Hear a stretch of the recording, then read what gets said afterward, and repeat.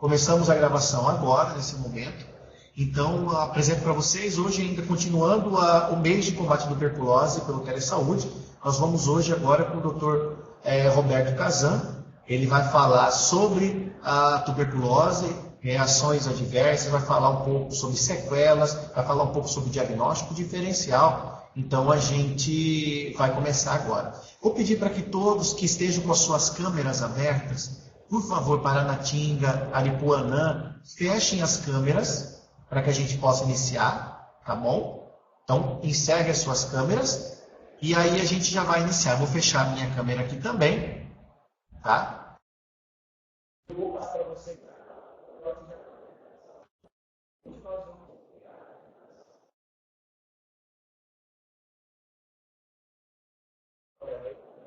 Mudou.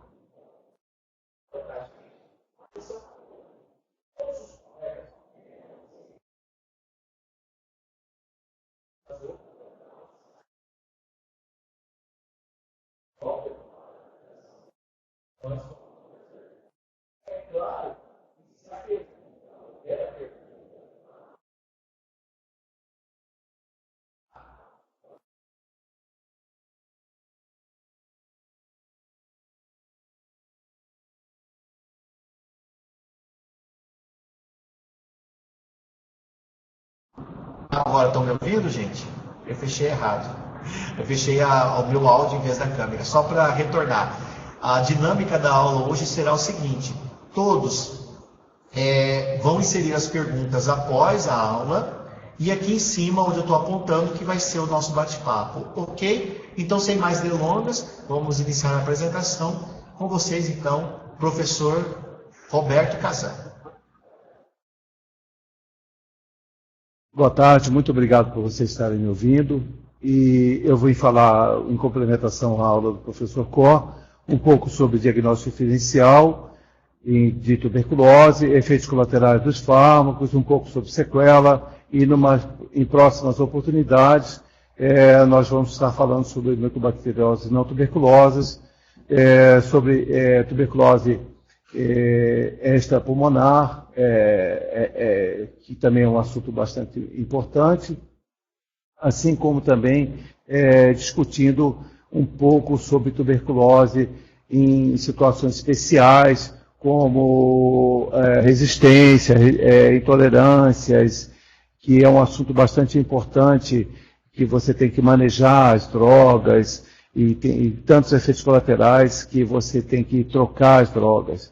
E também para a questão de a gente poder prevenir as resistências que, infelizmente, estão em crescimento. Nós já temos um crescimento importante da resistência isolada à isoniazida e o Ministério agora tem se empenhado bastante para a monitorização com os testes automatizados para a detecção do micobactérias da tuberculose resistente à rifampicina, ficando assim, inferindo a possibilidade da resistência aos outros fármacos. Então, eu vou iniciar falando um pouquinho do diagnóstico diferencial, que... Sim.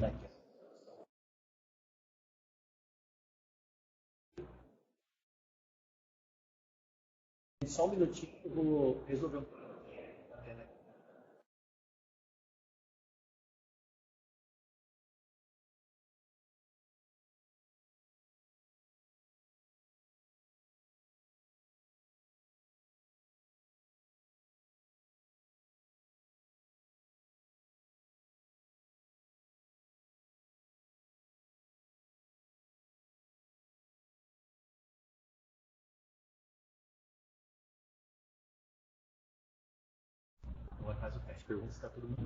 Vocês estão me ouvindo bem? Sim. Sim. Tá. Então, assim, um dos diagnósticos diferenciais importantes,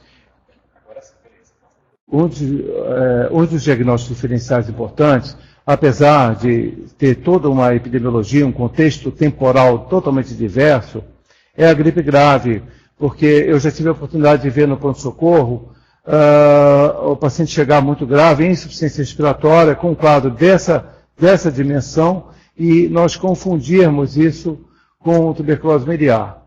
né, e o paciente já estava em franca hipoxemia, e a história epidemiológica e a história clínica dele não falava a favor de tuberculose, mas apenas o padrão radiológico, lembra aquela infiltração difusa, pode alguém confundir. Na verdade, não se parece, nem clínica, nem radiologicamente, mas a gente tem que sempre estar lembrando que isso pode ocorrer, né?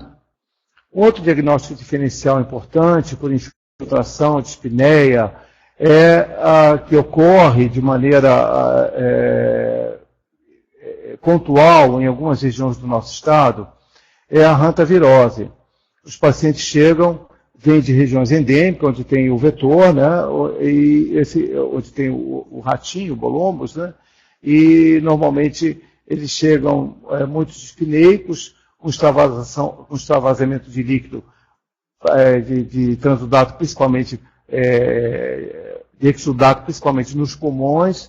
O hematócrito desse paciente geralmente é alto, ele está taquidispneico, a ausculta dele é incompatível com a hipóxia, ele está hipoxêmico, ele pode já estar até apresentando alguns sinais de hipovolemia e urinando menos, e você, na tentativa, às vezes, de erguer um pouquinho, de corrigir até esse hematócrito elevado que ele pode estar apresentando, você pode estar tentando fazer reposição de cristalóides ou mesmo de colóide, o que vai resultar numa maior inundação pulmonar. E, para o diagnóstico diferencial, o mais importante é que, na chegada, o hematócrito dele está elevado, ele tem uma hipoxemia, e ele veio de alguma região em que ocorre ocorrência de casos de hantavirose, a epidemiologia é muito importante, e também você vai ter uma alcalose respiratória, porque ele está taquipneico, e hipoxêmica, porque ele vai estar trocando muito mal o oxigênio nas membranas. Então você vê um infiltrado pulmonar sem ser às custas de vasos do coração, sem ser condensações assim, ainda aquelas condensações com broncogano aéreo, comuns na pneumonia e mais. E nesses casos, esses pacientes têm que ser tratados com restrição hídrica, com manutenção da pressão arterial às custas de aminovasativas, para manter a perfusão renal e cerebral, até que diminua esse extravasamento pulmonar. Na verdade, o tratamento principal é suspeitar do diagnóstico. Um outro diagnóstico diferencial importante que a gente não pode esquecer são as neoplasias. Toda lesão em ápice, aqui é o famoso tumor de Pancoast, né? Se a gente está vendo aqui que é um tumor de ápice pulmonar, você vê que ele é heterogêneo, ele corrói a primeira costela, essa incidência radiológica aqui, é aquela famosa incidência apicolordótica, que as mulheres da corte, quando iam fazer radiografias, devido àqueles espartilhos, todas aquelas cinturinhas finas, elas ficavam com uma posição jogada para trás, né?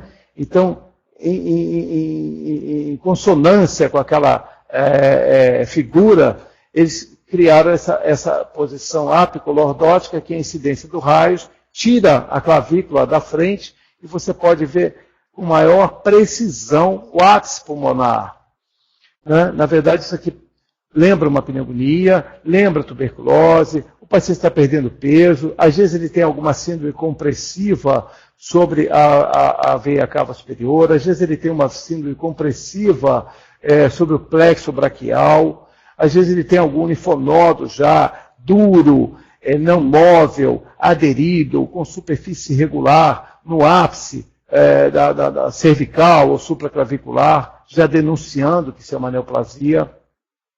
E nem sempre esse paciente tem um fator de risco elevado, como o tabagismo crônico. Então, esse é o famoso tumor de Pancoast. Esse outro diagnóstico diferencial, desculpem a qualidade da radiografia, da imagem, é uma tumoração, um grande tumor escavado, já vai com metástase contralateral para outro mediastino, uma superfície irregular, Lembra, às vezes, um abscesso pulmonar, mas ele falta o nível líquido para abscesso. Pode lembrar tuberculose, mas a tuberculose não daria uma escavação menor e daria uma infiltração periférica à volta desse tumor, fazendo um coroamento, que a micobactéria tuberculose ele vai ganhando os espaços alveolares e para outros espaços, então ele coroa granulomas à volta da lesão maior e vai escavando uma a uma. E a superfície interna dessa escavação, no caso de tuberculose, até mesmo no caso de um abscesso pulmonar bacteriano, seria uma superfície regular, e aqui uma superfície anfractuosa.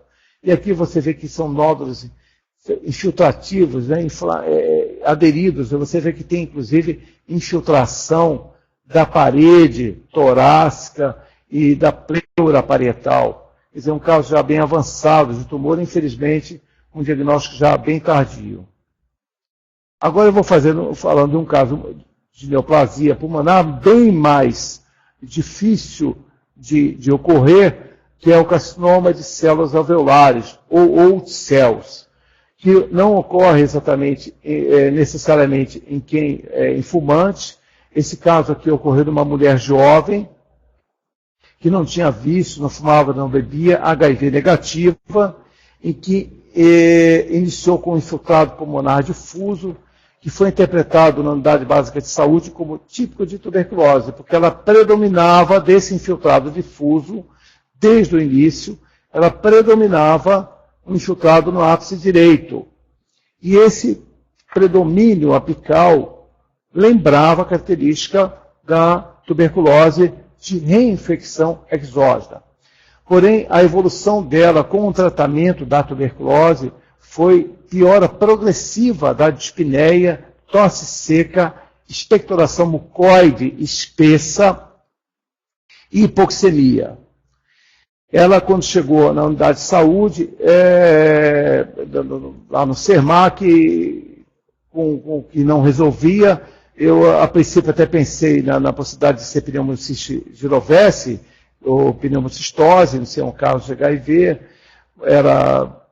O esposo tinha, talvez, podia ter trazido, né, o HIV para ela, ou coisa que valha. O HIV foi negativo e eu obtive, uns 2 ou 3 dias depois, um resultado de uma citologia oncótica colhida no Hospital Universitário de Lumíria, que veio positivo para células neoplásicas, mas ela veio a falecer. É um tumor, a neoplasia de células claras do pulmonar, pode ocorrer em homem ou mulher, em qualquer idade, e não tem relação com tabaco.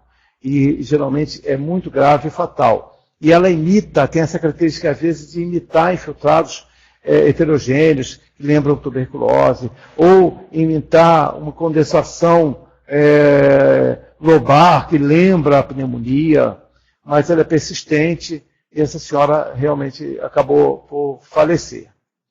O outro diagnóstico diferencial, as perguntas são depois, não é, colega? Certo. Olha, esse outro também é um caso de neoplasia metastática no pulmão, olha, pulmão todo tomado, né? E que chamaram para, como parecer, como se fosse tuberculose. Isso tudo na sala vermelha do Hospital Municipal do Pronto-Socorro de Cuiabá. Ele tinha linfonodos duros, superfície irregular, está dando eco, de superfície irregular. Oi? Vocês estão ouvindo eco? Mais alguém está ouvindo eco? Mirassol, Paranatinga? Não? Não, parou o eco. Tá. Hein, olha só. Então, esse senhor, quando você vê linfonodos e você pensa na possibilidade de ser inflamatório ou neoplásico, a gente vai lembrar daquelas características dos linfonodos. Aderência, se superfície irregular, a dureza, se está aderido, se tem dor, se tem, se tem aderência da pele sobre ele, e, no caso, era neoplasia, porque já bem clara. E o histórico dele era muito claro, né? Infelizmente, o diagnóstico foi tardio, ele tinha uma cirurgia gástrica, de uma gastrectomia BRO2 há 20 anos antes, e a gente sabe que, às vezes, essas gastrectomias, elas concorrem com um risco mais elevado a carcinoma gástrico, e era uma neoplasia gástrica metastática, o pulmão já estava bastante comprometido, e ele já estava praticamente, foi encaminhado, obviamente, né, para oncologia, mas estava fora de possibilidade terapêutica. Agora a gente vai falar um pouquinho do diagnóstico inicial, do que é o nosso dia a dia, que infelizmente, além de ser um diagnóstico inicial, elas podem estar junto. A nossa famosa paracoccidioide-micose. Ela adora vir casadinha com a tuberculose. Em 10% dos casos de tuberculose, a paracoco pode se aproveitar das lesões de tuberculose. E a tuberculose adora o pulmão que já foi machucado por paracoco. Qual é o perfil epidemiológico? Eu não pude botar na apresentação por falta de espaço. 2 casos de mulheres com paracoco. Raridade, não é? Porque o estrogênio protege contra a infecção por paracoco. Mas, inclusive outros casos com paracoco formando abscessos em fossa posterior cerebrais, né? O paracoco extrapulmonar. Mas o nosso caso importante aqui é o diagnóstico diferencial da lesão pulmonar. Esse senhor aqui tratou em Cáceres como paracoco, como tuberculose ganglionar. A radiografia dele já mostrava infiltrado difuso. E a língua dele, as lesões orais, já mostravam um aspecto moriforme. Lembrando, não essa amora nossa roxinha, uma amora com a granulação fina, que é comum até um aspecto, alguns tumores, algumas neoplasias, até mesmo outras infecções fúngicas, como histoplasmose, podem dar um aspecto assim, lembrando ser moriforme. Mas nesse caso, quando você tem um aspecto de linfonodos fistulizados, cicatriciais, ainda inflamados, vocês notem aqui que ainda estão muito inflamados, mais infiltrados pulmonares associados, se impõe a possibilidade de ter paracoco. O que você tem que fazer é raspar isso aqui e no exame a fresco, com coloração em potássio a 20% para descolorir, e com uma coloração azul de Gibbs, White, isso o laboratório, qualquer laboratório faz, e os bioquímicos do interior fazem até bem feitos, porque eles veem mais casos de paracoco que os da capital, eles são mais treinados, eles acabam por identificar. E, às vezes, você evita de se fazer biópsia de faringe, de laringe, né? Porque o paracoco também ele tem uma predileção por via aérea superior.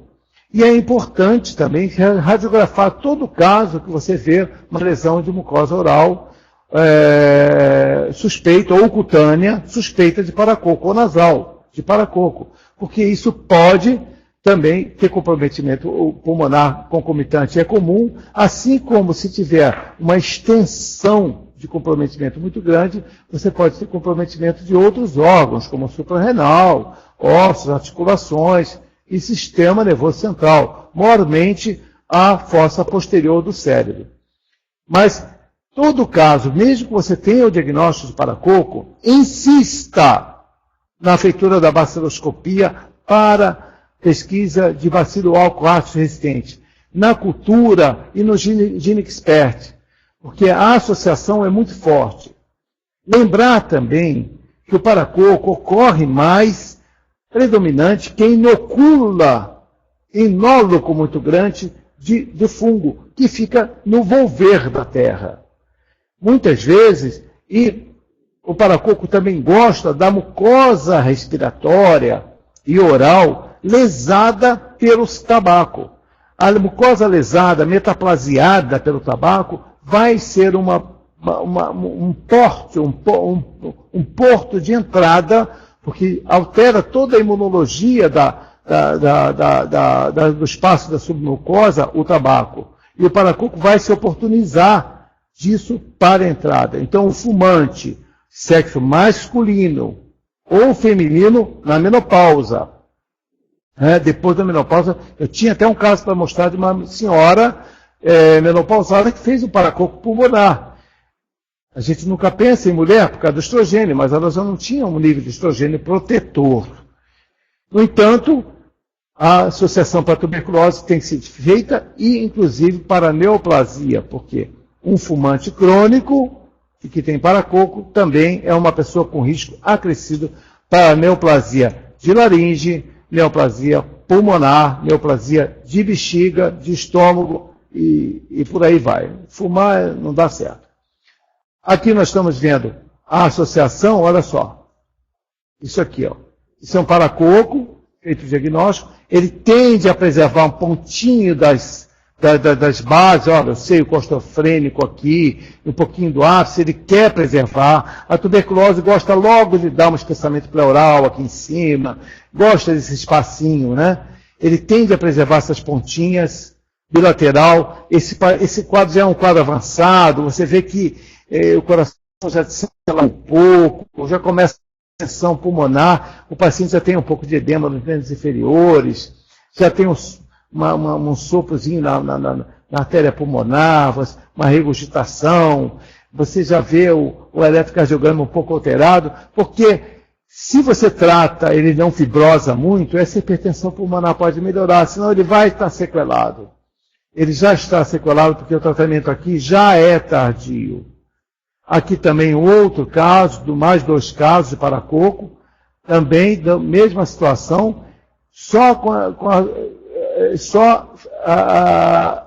aliás, é o mesmo caso, viu, gente? A mesma pessoa, tá? E que não tinha associação com tuberculose.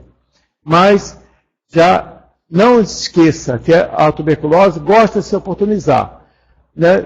Às vezes você trata um caso com baciloscopia positiva, ele negativa a baciloscopia e continua perdendo capacidade pulmonar e você vai identificar depois, pesquisar, tem paracoco. Às vezes, você simplesmente vai olhar a boca dele e tem lesão na boca. Era o bastante para você ter suspeitado no início. Né? E um fumante, geralmente, homem e fumante. Um outro diagnóstico, infelizmente, muito prevalente em áreas de garimpo, em áreas de marmoaria, em áreas de exposição, e negligenciado a saúde do trabalhador no nosso estado e no Brasil é negligenciada, são as pneumoconioses, que atingem o trabalhador. Isso aqui é pneumoconiose jovem, já com fibrose avançada, com insuficiência respiratória, com hipertensão pulmonar, com progressiva. O único remédio para isso é aguardar o momento oportuno para transplante de coração-pulmão, que não vai ocorrer 12 anos trabalhando em túneis de garimpo, descapacitado, a família passando fome, trabalho irregular e a maior mazela desse país, o emprego, o trabalho não oficializado. Esta é a maior mazela desse país, que resulta nisso. Porque as pessoas não se protegem, não têm equipamento de proteção. Olha o tanto de fibrose que tem esse pulmão. Porém, além de ser um diagnóstico diferencial de tuberculose, isso é um pulmão que adora fazer o quê, gente? O que o pulmão que alterou, que fibrosou, que teve toda essa alteração celular, de mudança celular, de metaplasia, de displasia, pode também ocorrer neoplasia em cima dessas áreas. Mas lembrar também que a tuberculose adora o pulmão com pneumoconiose. Então, o pulmão com pneumoconiose que está piorando, ou ele está com uma hipertensão pulmonar muito descompensada, que você vai ter que cuidar, com todo o tratamento de hipertensão pulmonar preconizado, com todo o diagnóstico, capaz de ter uma sobrevida, porque você tratando, mesmo que esse pulmão está todo estourado, quando você trata a hipertensão pulmonar, ele tem uma sobrevida um pouco melhor. E protege ele contra das infecções respiratórias, de repetição, do tabaco, e naturalmente tenta ver se ele consegue ao menos o LOAS.